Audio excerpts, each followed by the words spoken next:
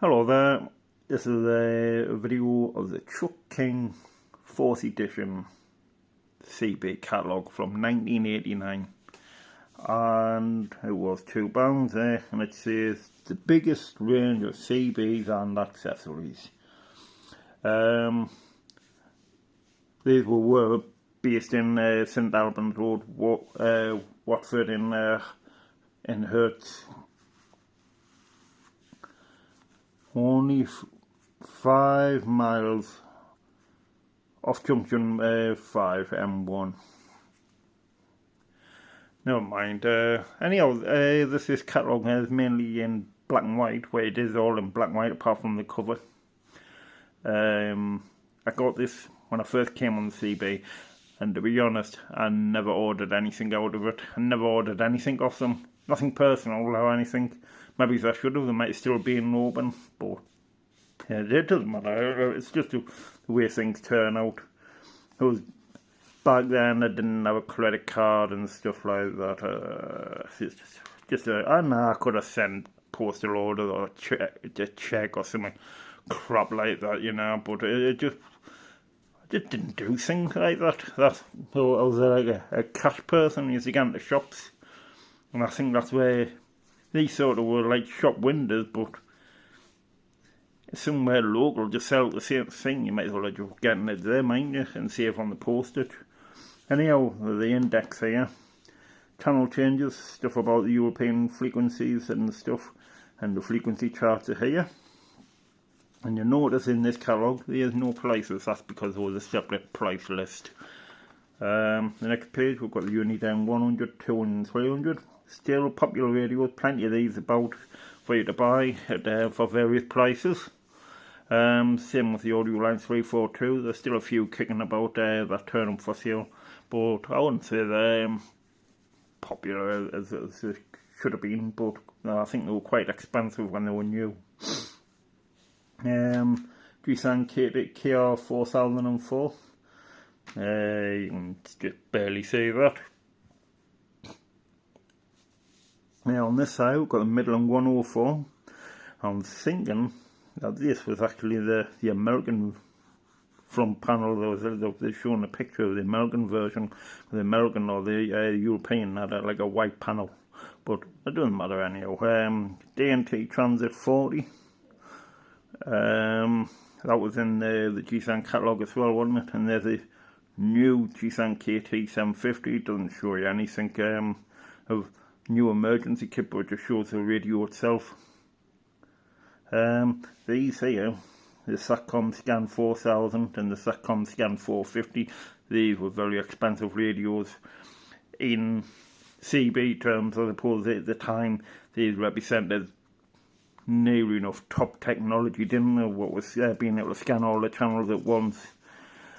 And I'm sure on the front cover of the CB magazine they used to claim that it was the fastest scanner in all those radios that were out at the time. But yeah, they were very expensive when they first came out.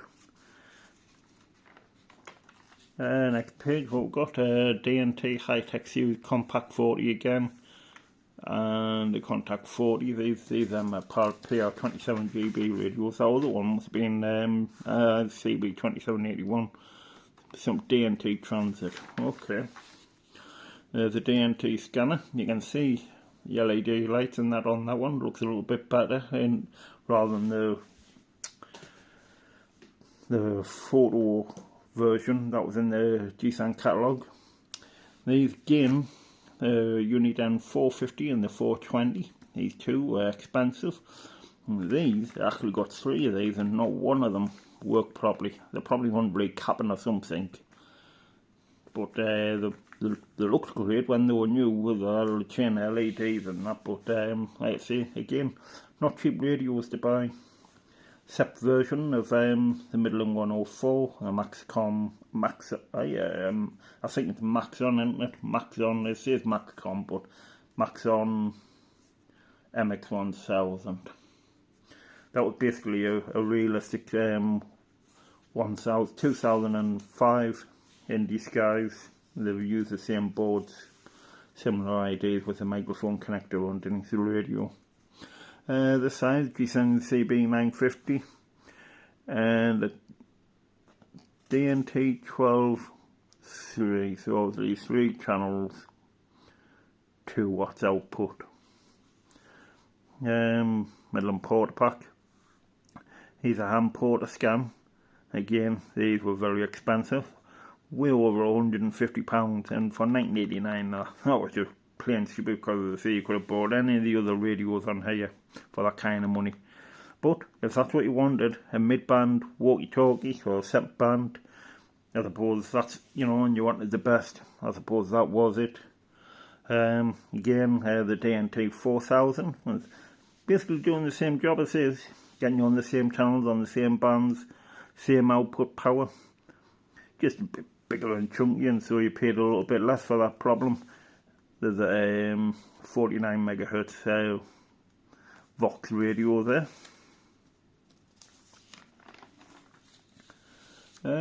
Rechargeable batteries, replacement rubber duck, ham FlexiWave, push on rubber duck for the likes of that Jigsaw and Moonrake and whatever.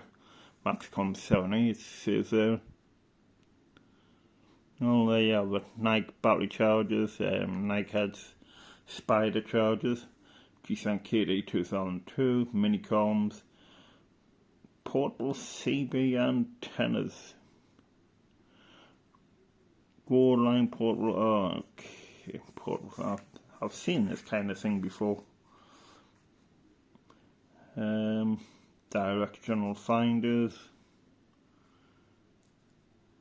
If you want to use a 3/8 24-inch straight whip into the back of your radio, just as this adapter. Check the SWR and retune if necessary. Suitable for portable use, radio repair and testing. Local TXN if an outside antenna is not practical. Well, there you go, an adapter. I suppose this is something else that Truck King was so famous for. He used to do a load of add-on module. People wanted to add blip boards, K-tones and stuff, or speak processors, adding FM to all the M rigs, synthesizers, filters, or the adding 80 channels to, adding an extra 40 channels to a legal FM transceiver, or more channels to some of the bigger radios like the hams and Cobras and stuff like that. The Simon had SSB radios, I mean, another speech processor. That's specific by CSS, being made specifically for the Ham International. Course tune board replaces the existing board inside the Cybernet SSB unit to give low, mid, high channels and 5 kHz shift. Next one, let's see, components. The CB components, separate price listing for them. Soldering tools and aids, a 10 watt dummy load. I'd like to say that. Digital multimeter, 60 watt dummy load. Probably take a little bit more if you only briefly tested it. Workshop service manuals for CB, Ham Concord Multimode 2, Major Cobra 148 Lincoln, Uniden chassis, Cybernet chassis, covers York, Rotel, etc. Base station antennas, they were like just the regular antennas as shown you in the Midland G-San catalogue. We've got the LAM GBDX, and it just has short radials that you could stand up in the loft. That's what it says there in the bump. Can be mounted outside, or can be freestanding in a room or a loft. 3-element beam there from LAM. Rotator, center pole 3. Ground plane kit, just a bottom part of a center pole. Put any antenna on the top. You could put a 9-foot quarter wave on the top, couldn't you? Or a big 7-foot Fire Stick or any other antenna that you fancied. I think some of the sturdy would have been better, like, but anything that you fancied. Sirio GB 27, 2012 Vector 4000 Sirio Tornado 27, and it's just a basic GPS 27 silk. And these are all the old ham antennas. Ham International, Big Mac, Ringo, Thunderbird, Sexy 3/4 wave, and the Ham International High Power. Some big base station loops, beams, shall we say. Yeah, PDL, Moonraker PDL, 4-element beam. 4 decibel gain, 14.5 decibel. A 6-element beam there. Lancer boom 31.5 foot. 4 position switch box included.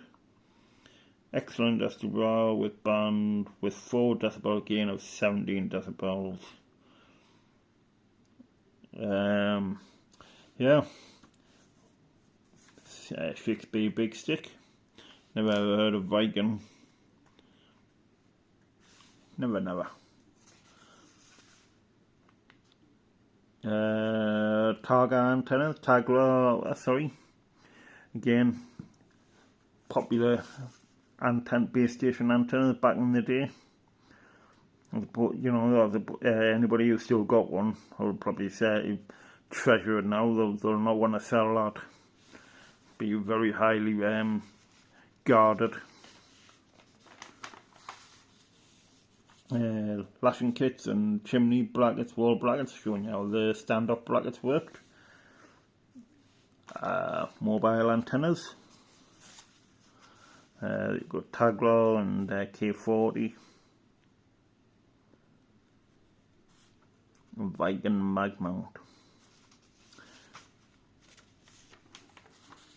Valor dialer matches. Mag mounts. This is what I was on about. Valor Dominator. High power. This was the kind of thing I had on my car before.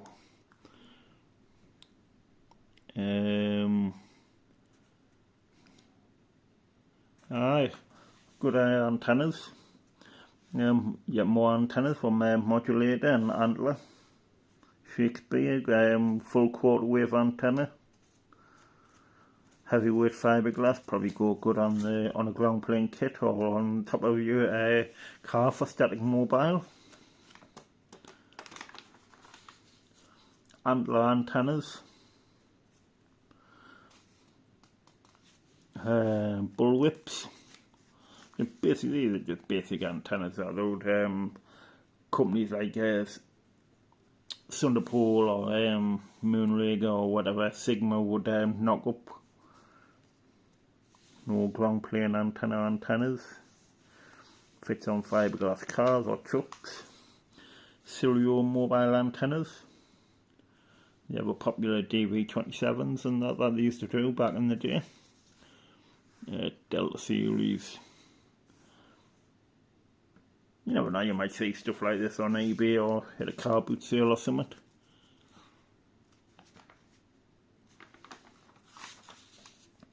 K40. This is all information about hints and tips on buying antennas and which ones are the best and stuff like that. Interestingly says here about the Sirio, saying that they cost about 2 or 3 times more than, or maybe 4 times more than some of the other antennas, but it's actually, well, it says out there, it does. They actually make it makes it actually worthwhile because of the performance gain on it. And good quality. There's a halo loop again. Improves antenna signal by making radiator patterns more parallel to the ground. Look, radiators belong in the house, didn't they? Probably underneath your window, but never mind. Humpback mount. I mean, lots of cars have centre consoles now, so this kind of thing is almost redundant unless you've got an older car or truck. Springs. There's those slide mounts. Mobile mounts, gutter mounts. Lip mounts. There's different kinds of lip mounts. Mag mounts here for the various antennas. Lots of different SWR meters here, basic ones. Transmatches from Zetagi. We've got Ham International meters there. And some basic Altai SWR and power meters there as well. Let's see. TriStar FC 250 test meter. Basically an SWR power meter up to 100 watts, FM deviation. Also, and there's also got a 5-digit frequency counter. Well, so we've got preamplifiers.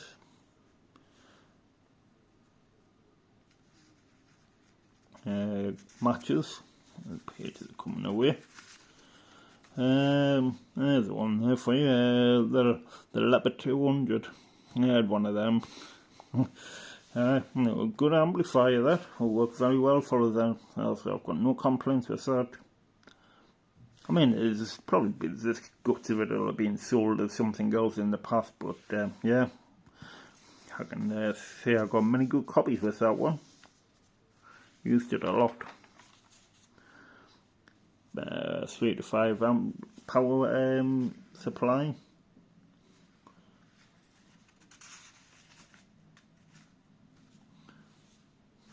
Microphones, static microphones. They used to sell these Economy Eagle. Silver Eagle also available in economy version.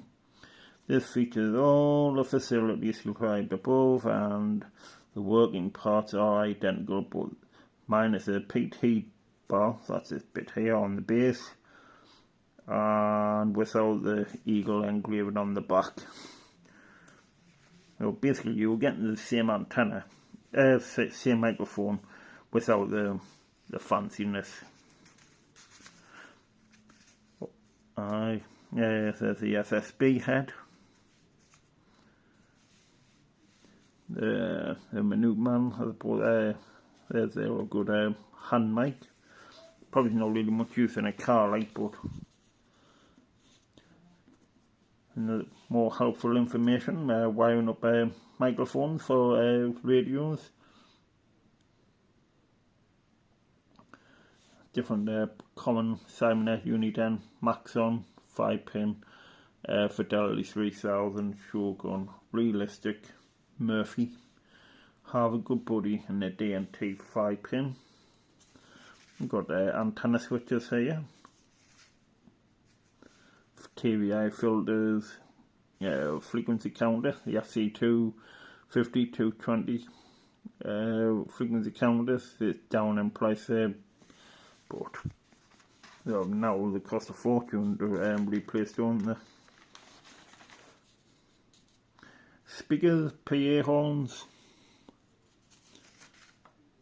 headphones, Voxan free mic. That was from Altai used to put their name on this, didn't they? Some common hand mics there, Ham International Relax and Dynamic Plus. Voice Lab DM315E. Great if you want to sound like you got your head in a bucket. Echo chambers. Yes, 880. And some desk mics here. Various batteries for them. Well, 7-volt and batteries there. Now impossible to find them now, isn't it? Common power leads and coaxial cables. Economy coax.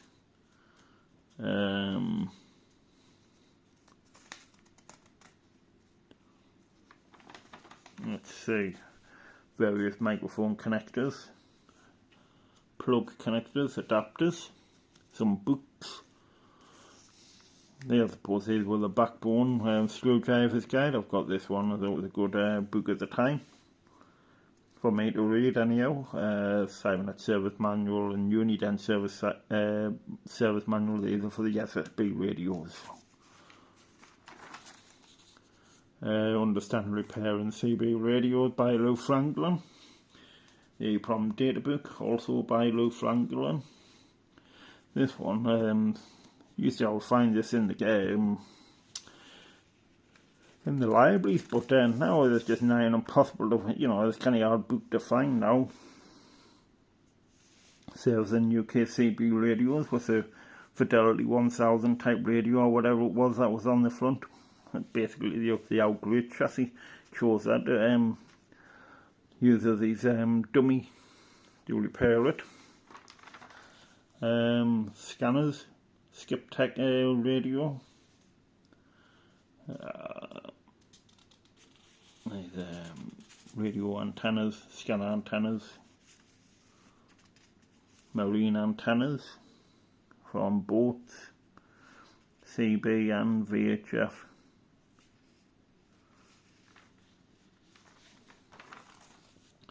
Oh, as it's called Truck King, there was a load of truck accessories as well. As you can see, horns, air horns, electric horns, all different types. Mirrors and that, chrome accessories, marker lights.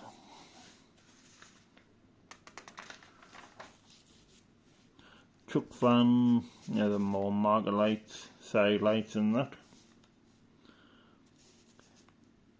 Gizmo gadgets for sticking your iPad, your notepad to your windshield and that. It's useful if you've got a transit, I guess. 24 volt coach radio truck. And there's another thing that a load of truckers will have used loads of, a little 24 volt kettle.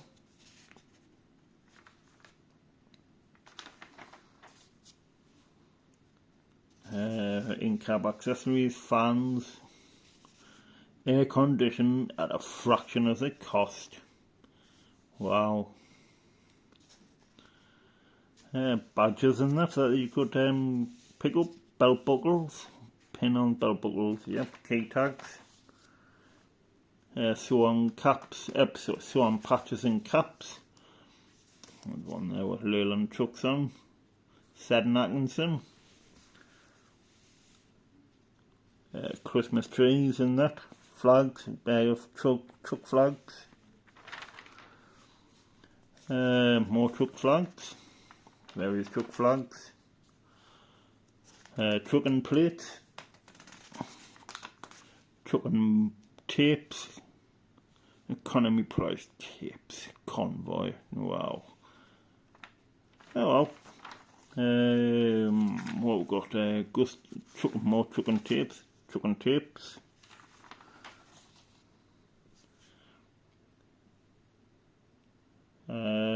t-shirts, get things printed on your t-shirts, sure.